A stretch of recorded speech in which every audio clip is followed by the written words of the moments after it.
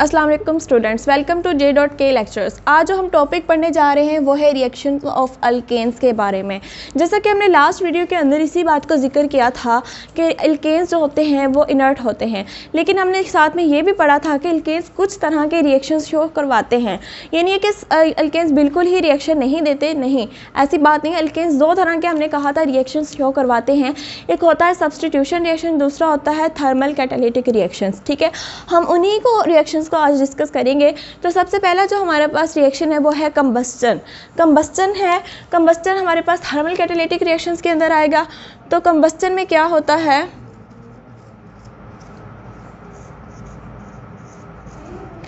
Combustion क्या होता है पहले तो हमें ये पता होना चाहिए। कंबस्टन होता है जलने का अमल। ठीक है, कंबस्टन होता है जलने का अमल, बर्निंग प्रोसेस। ठीक है, burning of alkane in the presence of oxygen is called combustion. हमें इतना पता है कि जलने का अमल जो होता है वो ऑक्सीजन के बगैर तो पॉसिबल ही नहीं है। तो अगर हम अल्केन्स को जलाएं ऑक्सीजन की मौजूदगी में, मतलब हम अल्केन्स को जलाना चाह रहे हैं हवा की मौजूदगी में, एयर होगी और अल्केन्स को हम जलाएंगे तो वो जो रिएक्शन होगा उसे हम कहेंगे कंबस्टन। ठीक है, ये कंबस्टन का रिएक्शन कहलाता है। इसके लिए क्या करना पड़ता है हमें, ये जो कंबस्टन होता है ना अल्केन्स की, वो हमारे पास खुद ब खुद होने वाला रिएक्शन नहीं होता। इसके लिए हमें थोड़ा पहले हमें उसके लिए थोड़ा कोई टेम्परेचर चाहिए होता, फ्लेम चाहिए होता है। इसलिए ये रिएक्शन विदाउट फ्लेम नहीं होता। पहले हमें उसके लिए थोड़ा रिएक्शन को हाई टेम्परेचर वगैरह या फ्लेम की सूरत में हम उसको देते हैं, थोड़ा हमें उसको देना पड़ता है, देन फिर रिएक्शन खुद ब खुद हो जाता है आगे। ठीक है, कोई स्पार्क या फ्लेम उसको प्रोवाइड करते हैं अल्केन्स को के अंदर बर्न होने के लिए, फिर क्या होता है रिएक्शन खुद ब खुद हो जाता है। ये इसकी एक हमारे पास इंडस्ट्रियल एप्लीकेशन, इंडस्ट्रियल कह रही हूँ क्या, मतलब कंबस्टन इंटरनल कंबस्टन इंजन्स या ऑटोमोबाइल्स के अंदर इसकी एप्लीकेशन है। क्या होता है कि अल्केन्स बर्न्स होती है ऑटोमोबाइल इंजन्स के अंदर। ये अल्केन्स जो होती है वो इंजन्स के अंदर बर्न्स होती है स्मूथली। अगर वो स्मूथली बर्न होगी तो उस इंजन की एफिशिएंसी ज़्यादा होगी। ठीक है, अगर उसके पास ऑक्सीजन होगी तो वो मतलब इजीली बर्न होगा, उसकी एफिशिएंसी उस इंजन की ज़्यादा होगी। तो हम कंबस्टन के बारे में पढ़ते हैं कि कंबस्टन का रिएक्शन कैसा होता है। इसके लिए हमें पता है, हमने कहा मीथेन की हमने एग्जांपल ली है, उसकी मीथेन ले लेते हैं। अल्केन्स की बात कर रहे हैं ना, अल्केन्स को हमने बर्न करना है किसकी प्रेजेंस में, ऑक्सीजन की प्रेजेंस में। हमने यहाँ पे कहा कि उसको ये प्रोसेस स्टार्ट करने से पहले हमें उसके लिए क्या चाहिए होता है, फ्लेम या स्पार्क हमें देना पड़ता है। तो रिएक्शन होगा फ्लेम की मौजूदगी में। जब भी ये याद रखना है, जब भी कंबस्टन होती है, अल्केन जलती है, तो हमारे पास तीन तरह की प्रोडक्ट्स आती हैं। दो मेन प्रोडक्ट्स, एक हीट होती है, हरारत। हमें पता है जब भी हम मतलब कंबस्ट करेंगे, किसी चीज़ को जलाएंगे तो हमारे पास हीट तो आनी ही आनी है, मेजर सोर्स है हमारे पास हीट, हमारे पास प्रोड्यूस होनी ही होनी है। साथ में इसके दो चीज़ें प्रोड्यूस होती हैं, एक होती है कार्बन डाइऑक्साइड, दूसरी होता है वाटर।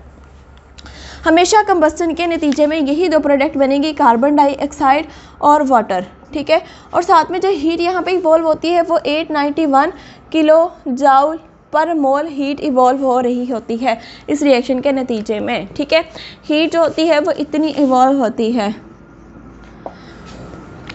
मतलब ये जो अल्केन था ये बर्न हुआ in the presence of air और ऑक्सीजन की मौजूदगी में। फ्लेम हमने दिया तो ये कार्बन डाइऑक्साइड और वाटर के अंदर कन्वर्ट हो गया। ठीक है, इसने मतलब ये कार्बन डाइऑक्साइड और वाटर, अब इस बैलेंस को, इस इक्वेशन को हमें बैलेंस करने की भी ज़रूरत पड़ती है।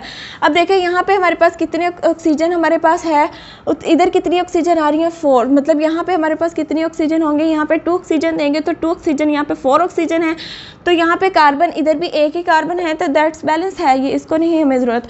तो यहाँ पे 2 ऑक्सीजन है, अगर यहाँ पे हम 2 लगा दें तो हमारे पास 2 ऑक्सीजन ये हो जाएंगे, 2 ऑक्सीजन ये होगी, तो हमारे पास इक्वेशन क्या होगी, बैलेंस हो गई। कंबस्टन का अमल इसी तरीके से होता है, मतलब क्या होता है, ये एयर की मौजूदगी में होना, इसके लिए एयर ऑक्सीजन होनी ज़रूरी होती है, और जब हम इसको कंबस्ट करवाते हैं तो हमें फ्लेम या स्पार्क देने की ज़रूरत होती है, और इसमें हीट हमारे पास इवॉल्व होती है, और यह हाईली एक्सोथर्मिक रिएक्शन होता है। मतलब क्या होता है, हीट हमारे पास इवॉल्व होती है, एक्सोथर्मिक रिएक्शन होता है हाईली, लेकिन इसके लिए हमें क्या चाहिए होता है, शुरू में इसका टेम्परेचर हमें हाई चाहिए होता है। हम यहाँ पे लिख सकते हैं कि इसका जो स्टार्टिंग टेम्परेचर होता है ना वो हाई होता है, स्टार्टिंग टेम्परेचर जो होता है इसका वो हाई होता है, मतलब उसके लिए हमें कोई स्पार्क या फ्लेम प्रोवाइड करना पड़ता है इसको इनिशिएट करवाने के लिए रिएक्शंस को, ठीक है। ये हमारे पास था एक एग्जांपल हमारे पास थर्मल कैटालिटिक रिएक्शंस की। पहला रिएक्शन जो होता है वो कंबस्शन है। सेकंड हम इसका रिएक्शन जो पढ़ते हैं वो हम पढ़ लेते हैं नाइट्रेशन, इसका एक सब्स्टिट्यूशन रिएक्शंस पढ़ लेते हैं।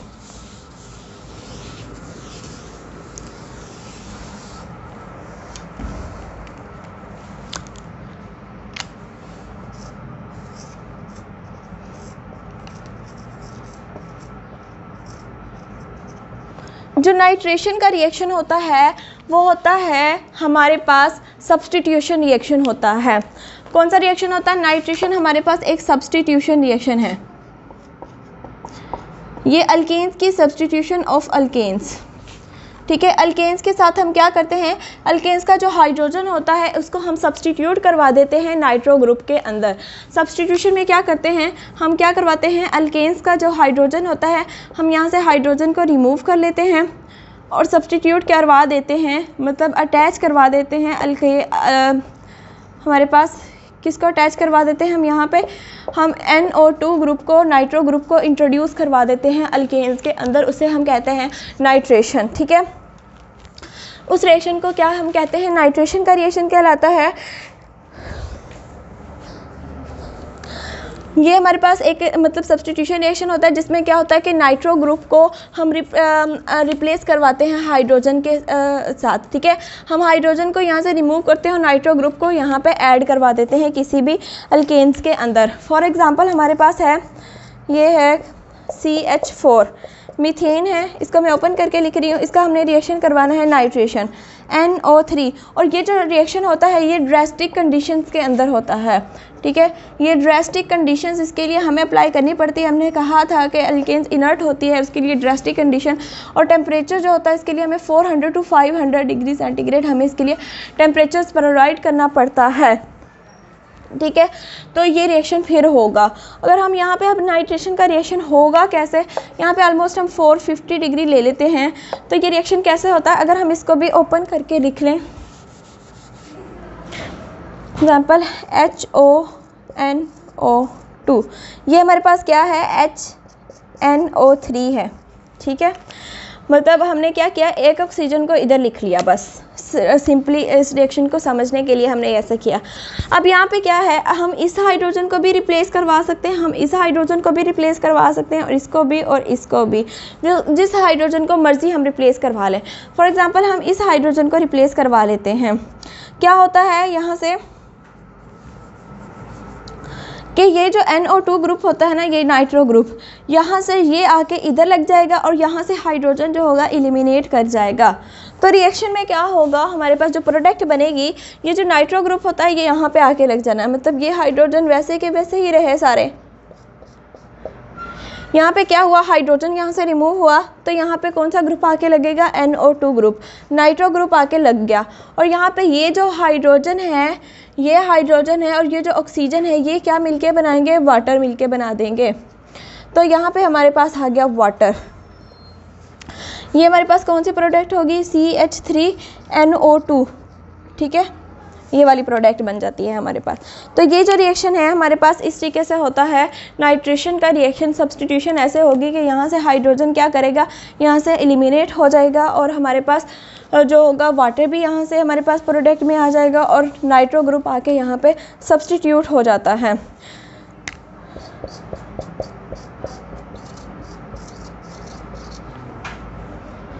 ठीक है, यहाँ पे सब्स्टिट्यूट हो जाएगा, यहाँ पे NO2 आके यहाँ पे सब्स्टिट्यूट हो गया, ये हमारे पास प्रोडक्ट बन गई। ठीक है, अब इसकी जो नाइट्रो अल्केन्स जो हमारे पास आई हैं, ये यूज़ होती है फ्यूल्स के तौर पे, सॉल्वेंट्स के तौर पे यूज़ हो रही होती है, ऑर्गेनिक सिंथेसिस के तौर पे यूज़ होती है। ठीक है, इसके यूजेस कहाँ पे हैं? नाइट्रो अल्केन्स जो हमारे पास आई है, ये एज अ फ्यूल के तौर पे यूज़ हो रही होती है, ये हमारे पास ऑर्गेनिक सॉल्वेंट्स के तौर पे, ऑर्गेनिक सिंथेसिस के तौर पे यूज़ होती है ना, ऑर्गेनिक सिंथेसिस में यूज़ होती है, ये हमारे पास सॉल्वेंट्स के तौर पे भी यूज़ हो रही होती है। ऑर्गेनिक सिंथेसिस मतलब ऑर्गेनिक कंपाउंड्स बनाने के लिए, ऑर्गेनिक सॉल्वेंट्स मतलब मुख्तलिफ हमारे पास ऑर्गेनिक नॉन पोलर सॉल्वेंट्स जो है उनके अंदर यूज़ होती है, या हम इसको एज आ फ्यूल के तौर पे भी यूज़ कर सकते हैं। ये जो नाइट्रो अल्केन्स आई है हमारे पास, ठीक है। तो नाइट्रेशन सब्सटीट्यूशन का रिएक्शंस था, और जो हमने पढ़ा था कंबस्टन वो हमारे पास थर्मल कैटालिटिक रिएक्शंस था। दो तरह के रिएक्शंस हमने आज पढ़ लिए। आई होप आपको ये दोनों रिएक्शन समझ आ गए होंगे। Thank you so much for watching this video. अल्लाह हाफिज़।